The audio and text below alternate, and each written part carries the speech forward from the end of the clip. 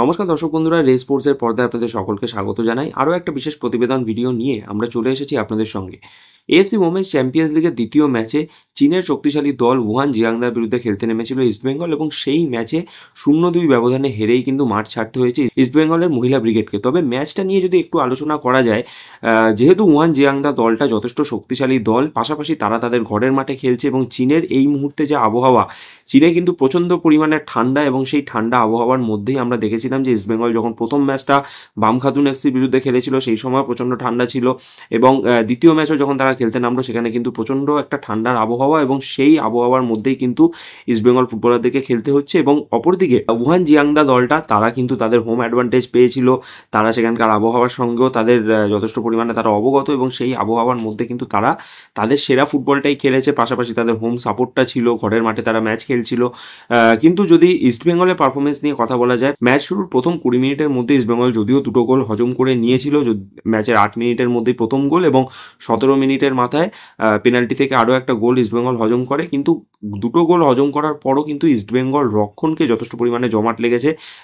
ওই 2 গোল হজম করে নেওয়ার পর উহান জিয়াংদা কিন্তু বারংবার ইস্টবেঙ্গল রক্ষণে আক্রমণ তুলে আনছিল, কিন্তু সেই প্রত্যেকটা আক্রমণকে কিন্তু যথেষ্ট ভালোভাবে ইস্টবেঙ্গল রক্ষণভাগের ফুটবলাররা তারা আটকে দিচ্ছিলেন। পাশাপাশি যেহেতু উহান জিয়াংদা যথেষ্ট পরিমাণে অ্যাটাকিং ফুটবল খেলছিল, বেশিরভাগ সময়টাই তারা ইস্টবেঙ্গল রক্ষণের দিকেই ছিল, তো যতটা সম্ভব ইস্টবেঙ্গলের কাছে কাউন্টার অ্যাটাকের সুযোগ আসছিল সেটা কিন্তু তারা তুলে নিয়ে যাচ্ছিলেন। রেস্টিন আনজিরি থেকে শুরু করে প্রত্যেকেই তারা কিন্তু আক্রমণ তুলছিলেন, কিন্তু অপরদিকে উহান জিয়াংদার তারা মাঝমাঠ থেকে শুরু করে রক্ষণ প্রত্যেকটাকেই তারাও জমাট রাখছিলেন। ফলে সেইভাবে কিন্তু ইস্টবেঙ্গল আক্রমণ তুলতে না পারলেও ডিফেন্সিভলি কিন্তু যথেষ্ট সলিড রেখেছে আজকে ইস্টবেঙ্গল দলকে।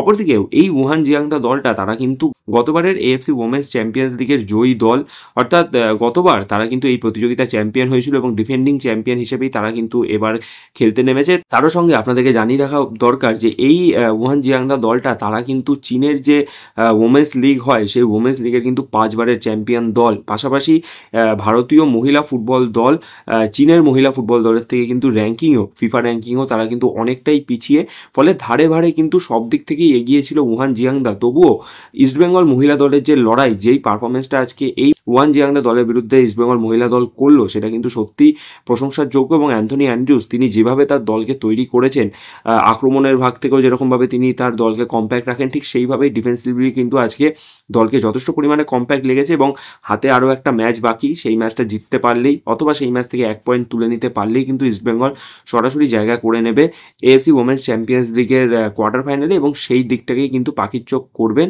ইস্টবেঙ্গল মহিলা দলের head coach Anthony Andrews. Sayan Dey, Ray sports.